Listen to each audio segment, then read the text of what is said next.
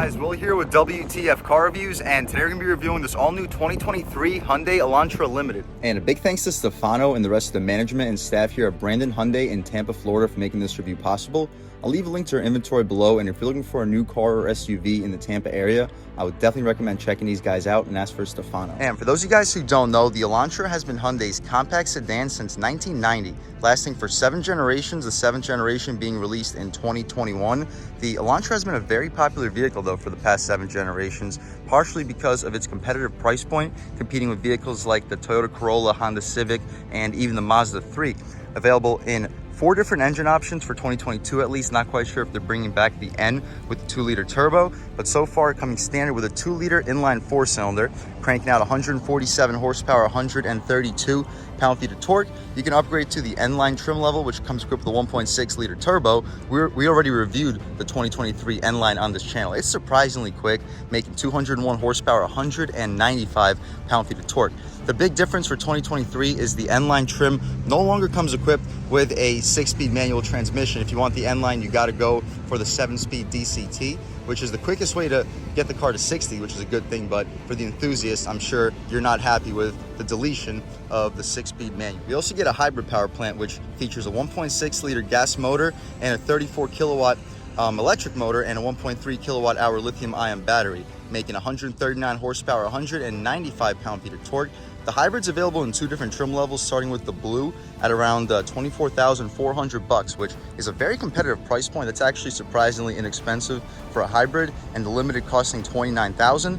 The 2.0 4-cylinder that you have here is available in 3 different trim levels, starting with the SE, which used to cost under $20,000 the base price in 2022, but for 2023 it's a little bit more expensive, starting at $20,500. You can upgrade to the SEL, which gives you some more luxury and technology features, for $21,750, or you can get the top of the line 2-liter 4-cylinder Elantra, which is the limited that we have here, at $26,350.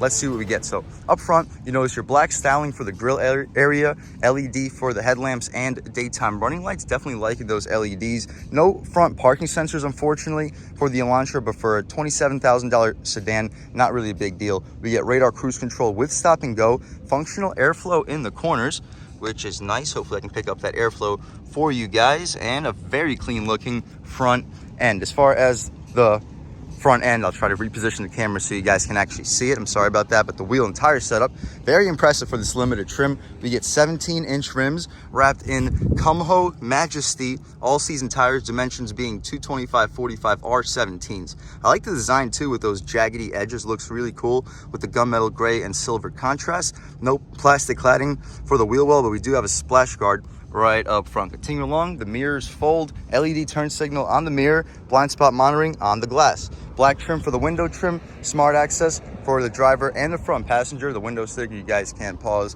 Take a look at everything that comes equipped on this 2023 Elantra Limited. 34 mpgs, 30 city, 40 on the highway. You can pause, take a look at the best warranty in the business, advanced safety features, powertrain, exterior, comfort, and convenience. So dual 10.25-inch screens. We'll check that out inside. Options, rear bumper applique for $75, $115 for the mudguards, and about $200 for the floor mats. After an $1,100 destination charge, total price a tick under $28,000. So continue along. I'm liking that trim out rear, a little bit of like smoked chrome. Not quite sure why that's there. They could have just finished the whole thing off in black. The gas cap is not pushed open. I'll show you the latch is inside. Same rear wheel and tire setup, LED taillights. I'm really liking the rear end styling too, with like the fastback design. We don't get that true lip spoiler like we get from the N-line and the N, but it's still a really clean look with its fastback design. The LED continues all throughout the center portion. Backup camera right above your Hyundai badge. Button to open up the trunk. I like how it says Elantra underneath the light pattern, and the A's don't quite have the slash through it. It's kind of just like an upside down V. Limited badge in the corner. You can get a good look at your exhaust tip after we take a squat right down here. And speaking of the exhaust tip, let's fire up this 2-liter 4-cylinder and hear how she sounds.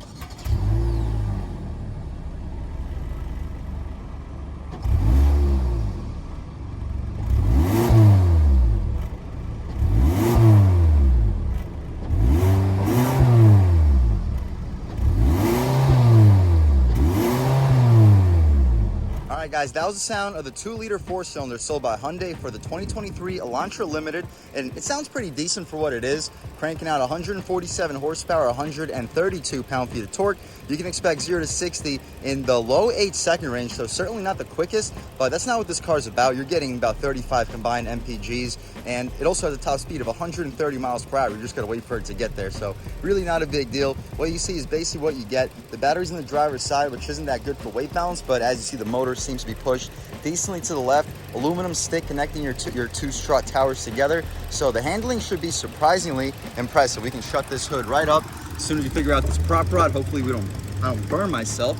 I've been burning myself consistently with these black cars in this Florida summer heat, but we'll take one more step back, get a good look at the front styling one more time. I'm liking those lights. Those daytime running lights are super clean. The rear end of this car reminds me a lot of the new Sonatas, but the front end, I kind of wish they did something similar with their daytime running light patterns, but still looks very unique and clean. Definitely differentiates itself to like the Corollas and Honda Civics on the road. As far as the interior, again, this is the top of the line Elantra Limited. The only trim above this is the N line, and not because of the luxury, it's because of the performance. But as far as the interior, up top, unfortunately, we have hard plastic for the upper portion of the door panel. It surprised me when I felt it originally, but we get the leather stitch trim for the center. Nice soft touch for the armrest itself. Auto one touch for the driver. Still power windows for the passengers. Aluminum door handle. 2 Bose speakers on your door panel. Decent storage. You should be able to fit a foot long with no problem, but you're gonna have to choose between a foot long or a drink, because the drink cup holder is right in the middle of the two. Trunk release right next to your gas tank release. The seats are actually very beautiful leather. You got some quilts on the bolstering, perforated.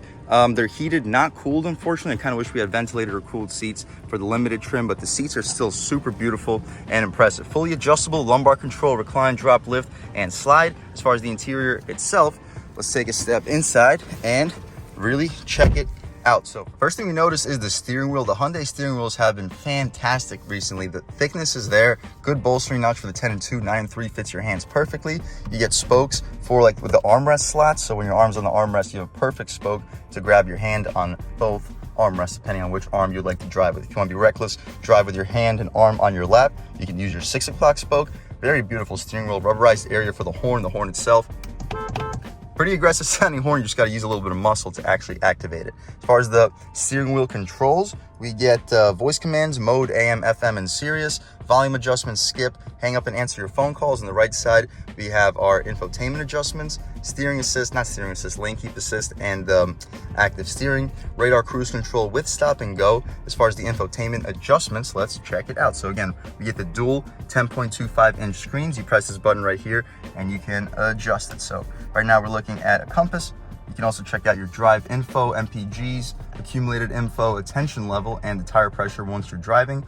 Drive modes, we have normal mode. The selector is right here in the corner. We have normal, sport, smart, and normal again. So we'll start the review off in normal mode, try out sport, see what the differences are. I like how the gauges change whether you're in normal or sport if you didn't notice. So normal mode gives you some aluminum background gauges. Sport mode makes everything dark and red contrasted. But again, we'll start off in normal mode. The stocks are a very satisfying click. We don't have the blind spot cameras like you do with some of the other top trim Hyundais, but still a satisfying click. Auto headlamps, auto high beams, no rain sensing wipers, but the intermittent stock is right over here. Pretty nice stocks, guys. To the left of the steering wheel, we have interior lighting, lane keep assist, traction control, which you can disable. The air vents are outlined in this beautiful aluminum soft touch for the dashboard itself. The dual 10.25-inch touchscreens, or not touchscreens, one touchscreen, one gauge display, but they're both very impressive. Again, down here, hood latch release, you can get a good look at your pedals. We do not have a floor-mounted accelerator pedal like we do with the 1.6-liter turbo,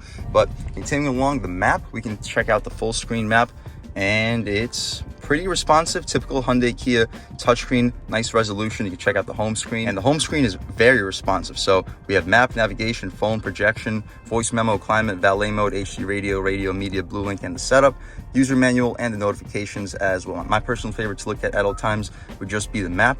Very nice resolution. You have shortcuts on the bottom if you don't want to go through your touchscreen. Engine start stop button. The air vents continue all throughout, very Civic-esque. We get the hazards in the center.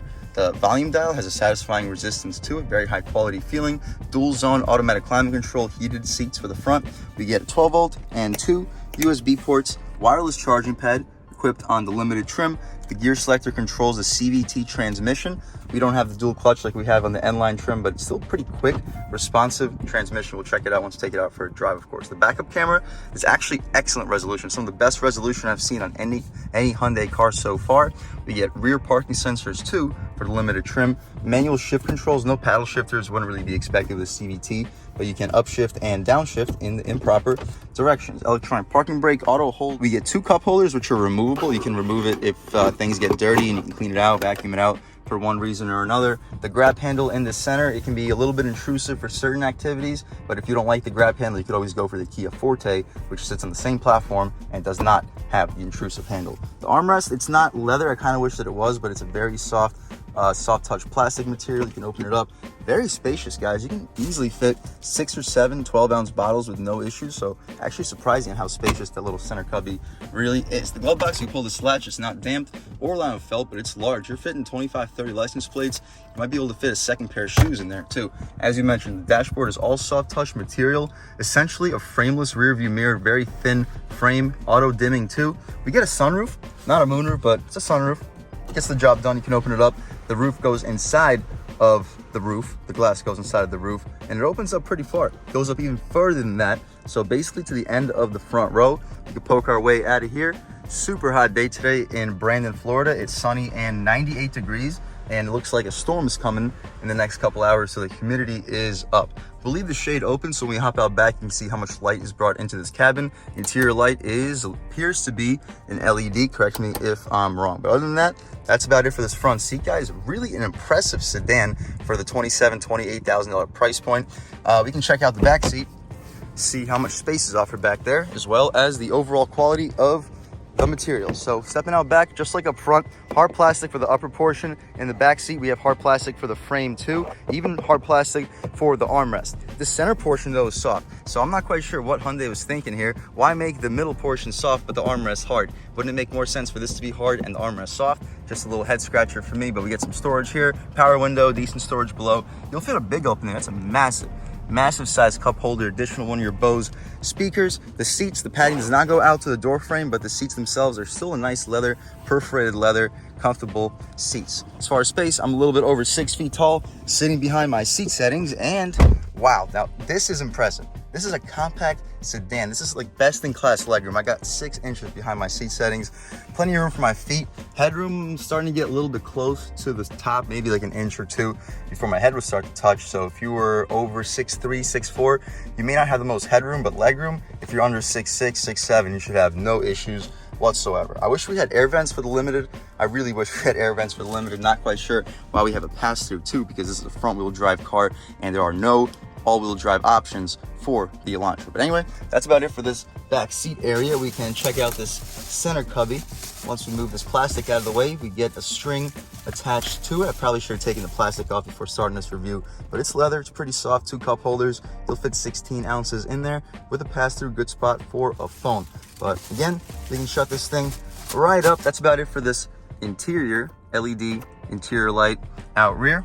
Let's check out the trunk really quick and then take this car out for a drive. So to open up the trunk, as you mentioned in the beginning of this review, underneath the Hyundai badge is a button. You press the button and we have a little bit of a hydraulic assist to open it up. So the opening's huge. This is very large for a compact sedan. We get wheel well cutouts so you can fit a golf bag horizontally. The depth, I can't touch, I can almost touch, but I can't touch the back seats. So impressive trunk, and you can fold the rear seats down 60-40 split with a very large opening. So I'd expect you to fit at least a 55, 60 inch TV back here if you fold the rear seats down. Huge thumbs up, and to fold the seats down, the latches are right over there. But we can shut this thing right up. Boom, take one more step back, get one last little walk around of this 2023 Hyundai Elantra Limited. And it's a nice car, very nice car. It's not blowing you away with really anything. The price tag is under 30,000 bucks. So for the money, you are getting quite a bit of car. But again, that's about it for the inside and outside of the 2023 Elantra Limited. Let's take it out for a drive. All right, guys, now we're just about seeing everything we need to see with the inside and outside of the all-new 2023 Hyundai Elantra Limited. Let's take it out for a drive. And first thing I notice, even in normal, the steering feels excellent. Like excellent. This steering feels way better than the Civic. It feels better than the Corolla. Stepping out here about third throttle. Yeah, not a whole lot going on. go to about 3,400 RPM, and the power is definitely not blowing you away. Throw it in a little quicker than we should. Body roll is like non-existent. Then we could try an acceleration off the line right here. You can hear my water bottle flying around. But right here, off the line, on the gas.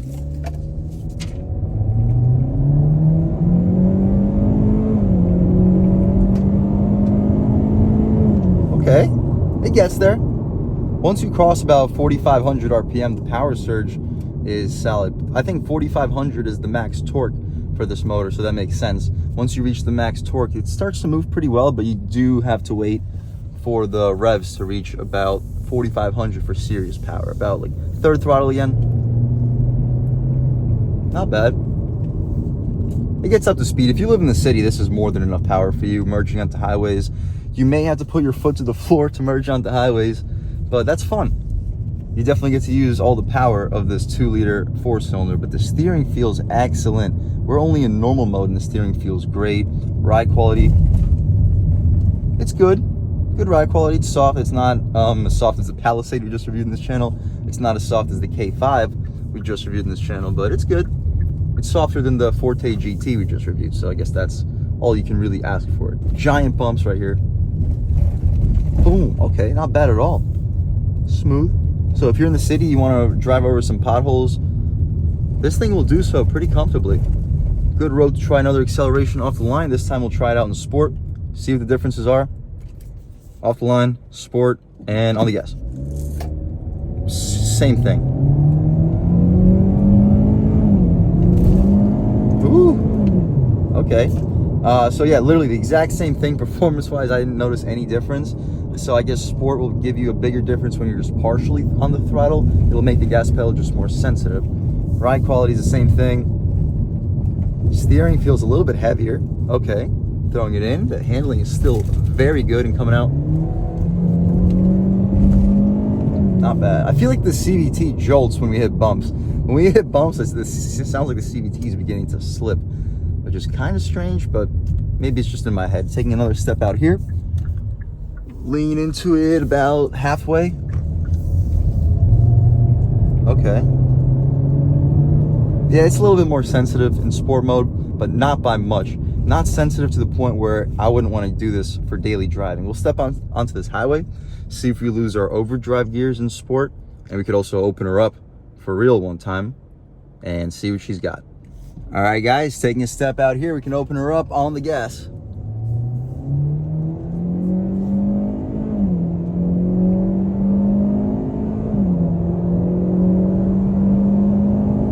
Nice. Yeah, so it's certainly not going to blow you away in terms of performance, but it gets the speed with no issues. We'll slow down a little bit. Try a highway pull. Okay, about 40 miles an hour on the gas. Okay. Yeah, that thing, it just went from 40 to 60 in just a couple of seconds. The acceleration is not bad at all. All right, guys, we can test out these manual shift controls. So starting off in first gear, very responsive. Obviously, these aren't actual gears. These are just ratios for the CVT, but it's responsive. Downshift, rev match. Nice. So the Palisade that we just reviewed in this channel with the 8-speed auto had paddle shifters, but it didn't have rev match downshifts, and the paddle shifters were also super slow. That's just not an issue here. Did you see how short that green light was? Are you kidding me? So now we gotta wait here all over again. I'll catch back with you in 1 second. All right, guys, 20 minutes later, after the 2 red lights go by, we can step right back out. Manual shifts, we can throw it into the automatic mode. The manual shifts are responsive, but at the end of the day, they're not shifts. It's a ratio for the CVT. We also take it out of sport mode, throw it into normal. Pass this Kia Rio really quick because he's going 15 miles per hour. And the passing power is definitely there. I just wish that for the limited trim, we had the blind spot cameras. And overall, this is a nice car right here. Train Tracks, it has a smooth ride to it, very quiet, isolated interior. We'll do a window check really quick. I don't believe they're dual pane. Now, the single pane windows And see, it alerts you when you're still a good 2 football fields away from the car in front of you. So it's a safe vehicle. Loaded with advanced safety features, forward collision alert, blind spot monitoring. The steering wheel is excellent. The handling is surprisingly impressive. If you're looking for an affordable vehicle, you don't need it to go 0 to 60 in 5 seconds. You're more than happy getting there in 8.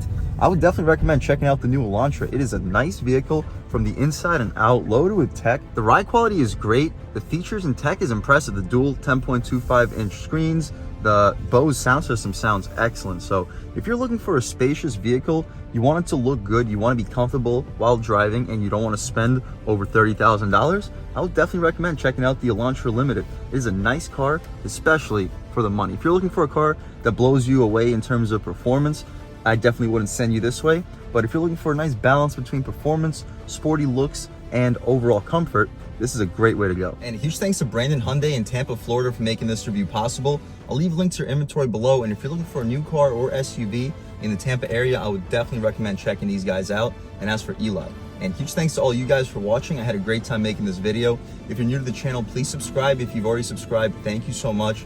You guys know I have endless gratitude for all subscribers. The channel is just not possible without you guys, and I really appreciate the constant support. But again, if you haven't subscribed yet, please subscribe. Leave a like too. It really helps me out the YouTube algorithm. That's how these videos get promoted to new people. Leave a comment. Let me know what you like. Let me know what you don't like. Leave a comment. Let me know if there's any specific cars or trucks you want to see reviewed in this channel too. And I'll definitely try to get those videos for you as soon as possible. But other than that, again, thank you guys so much for watching, and I hope all of you have a great day.